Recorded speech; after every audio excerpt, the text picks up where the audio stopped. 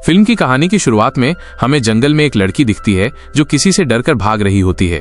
उसका पूरा शरीर खून से लथपथ होता है। जंगल के अंदर एक चुड़ैल भी दिखाई देती है जो लड़की को गले से पकड़कर हवा में उठा लेती है। ठीक इसी वक्त कहानी की मुख्य किरदार ओलिना जाग जाती है।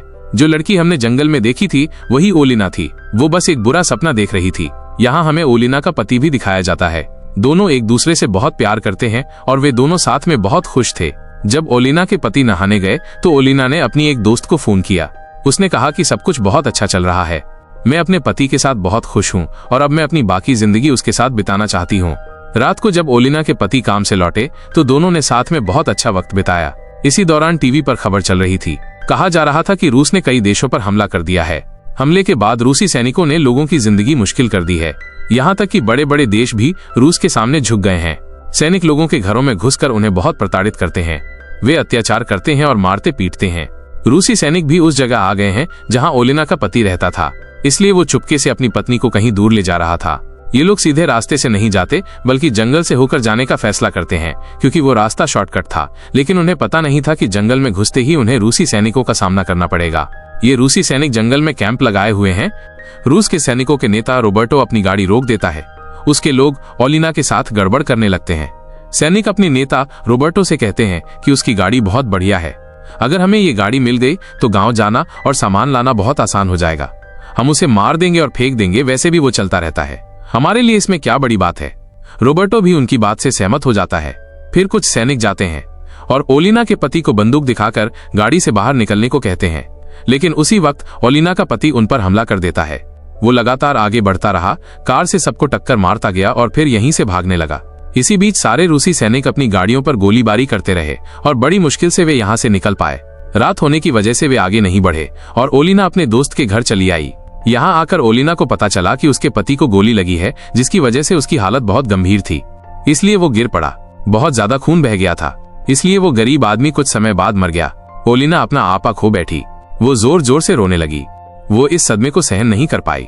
वो अपनी ताकतों से उसे जिंदा करने की कोशिश करती है, लेकिन कोई फायदा नहीं होता और अब वो गुस्से में है क्योंकि उसने उसे खो दिया है। वो अपने पति का शव अंदर ले जाकर उसे अच्छे से साफ करती है। वो ये भी वादा करती है कि जब तक बदला नहीं लेती अपने पति का शव जलाएगी नहीं।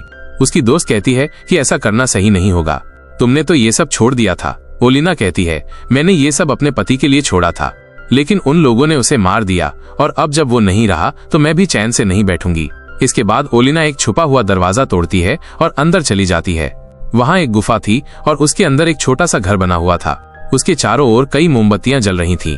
उसकी कलाई पर कुछ पट्टी जैसी बंधी हुई थी जो शायद उसे रोकने के लिए थी, जिसे वो चाकू से काट देती है।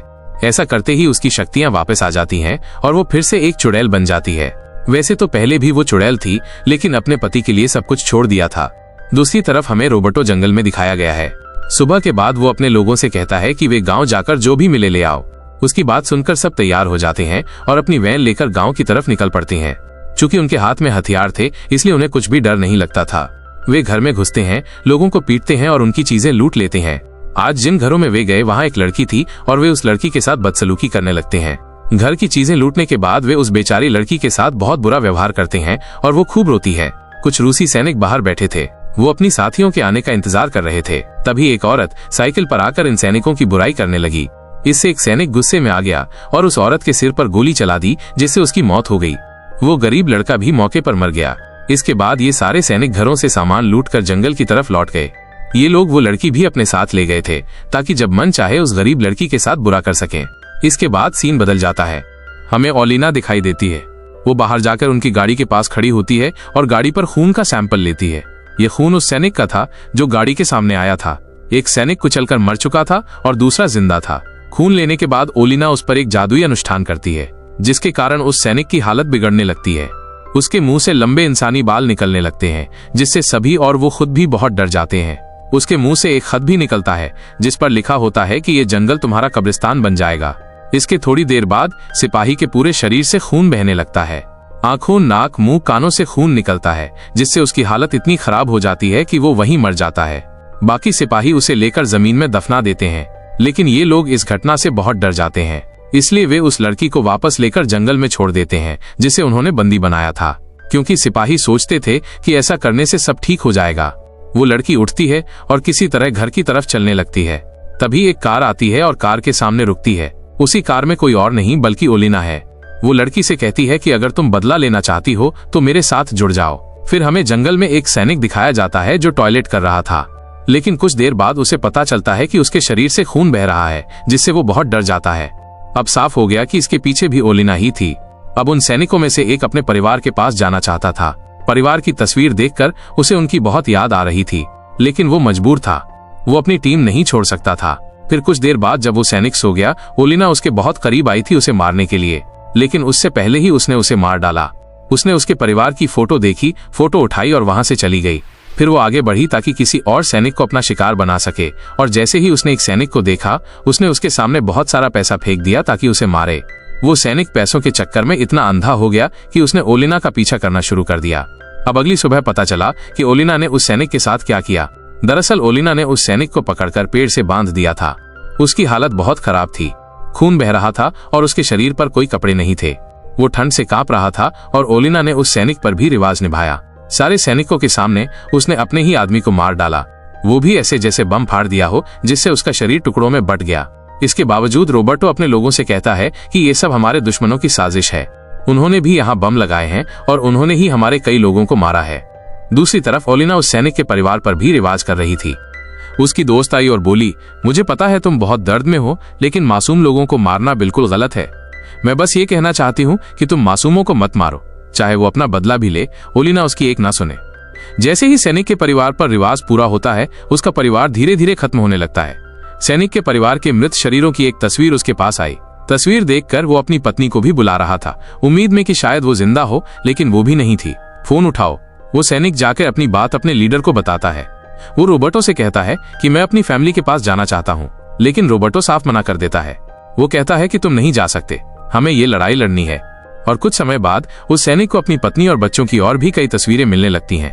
उन्हें देखकर सैनिक बहुत डर जाता है और दुखी होकर रोने लगता है। वो यहाँ से भागने का फैसला करता है। वो वैन में बैठ जाता है और यहाँ से निकलने लगता है, लेकिन तभी ओलिना उस सैनिक के सामने आ जाती है और उसे डरा देती है। डर के मारे वो गरीब लड़का कांपने लगता है और बिना सोचे समझे बहुत तेजी से वैन के साथ पीछे हटने लगता है। उसकी इस गलती की वजह से कुछ सैनिक कुचले जाते हैं और मर जाते हैं। इससे बाकी सैनिक इतने गुस्से में आ जाते हैं कि उसे पकड़कर बांध देते हैं और जमकर पिटाई करते हैं। ये लोग मरने वाले सैनिकों के शव दफना देते हैं, लेकिन उसी वक्त अचानक चारों तरफ बम फटने लगते हैं। जाहिर सी बात है, ये भी ओलिना का काम था। बम फटते देख सभी सैनिक अलग अलग हो जाते हैं। इसी बीच एक सैनिक को उस महिला की तस्वीर याद आती है। साइकिल दिखी जो उसने गोली मारी थी। किसी मोड़ पर उस महिला की आत्मा जो बहुत डरावनी लग रही थी, उसके पीछे आ गई। उसे देखकर सैनिक बहुत डर गया और वहां से भागने लगा, लेकिन जल्दी में वो गिर पड़ा।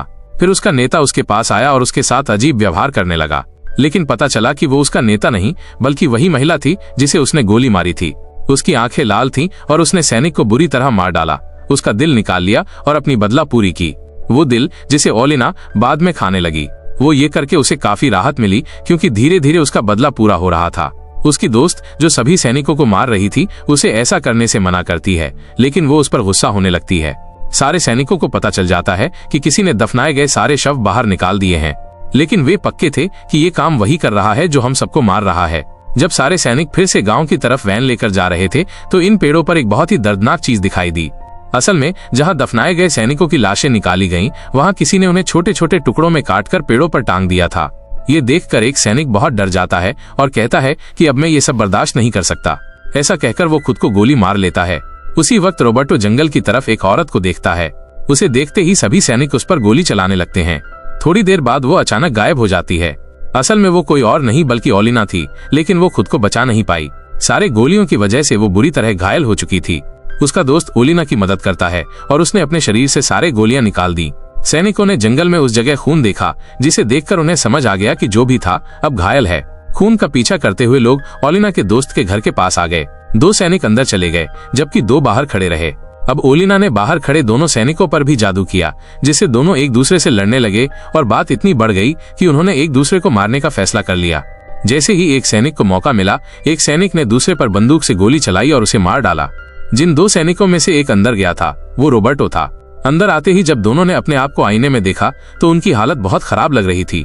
एक सैनिक का चेहरा पूरी तरह जल चुका था। रोबर्टो उसे डर गया, इसलिए उसने उसे मार दिया। ऐसा करने के बाद वो छुप गया और जब ओलिना आई तो उसने पीछे से उस पर हमला कर दिया। फिर उसने ओलिना को नीचे गिराया और उसके साथ गलत करने लगा। लेकिन वो ओलिना नहीं थी बल्कि उसकी सैनिक दोस्त थी जिसके साथ उसने ये सब किया था। और अब ओलिना भी सच में यहाँ आती है। रोबर्टो पर हमला करने के बाद वो दूसरे सैनिक पर भी हमला करती है और उसे मार डालती है। तभी उसकी दोस्त यहाँ आती है और बताती है कि मैंने चेक किया था कि तुम माँ बनने वाली हो, इसलिए गोली लगने के बावजूद तुम ठीक हो, तुम्हें अपने बच्चे को बचाना है। फिर रोबर्टो पीछे से उसकी दोस्त पर हमला करता है, उसे पकड़ता है और उसके साथ बंदूक बांध देता है। इससे ओलिना बहुत परेशान हो जाती है और इस बार वो इतनी जोरदार तरीके से हमला करती है कि उसे मार देती है। अब ये जानकर कि वो माँ बनने वाली है, वो बहुत खुश है और अब वो एक नई जिंदगी शुरू करना चाहती है। इस वजह से वो यहाँ से चली जाती है, अपने बच्चे को जन्म देती है और अपने बच्चे के साथ खुशी खुशी जिंदगी बिताती है। फिर से उसने जादू टोना का काम छोड़ दिया। अपने बच्चे की खातिर वो खुद से भी वादा करती है कि वो फिर कभी ये काम नहीं करेगी। बस यही फिल्म खत्म होती है। इसी तरह की नई मूवी के लिए हमारे चैनल स्टोरी फ्रेम को सब्सक्राइब करें और कमेंट में अपनी राय जरूर दें।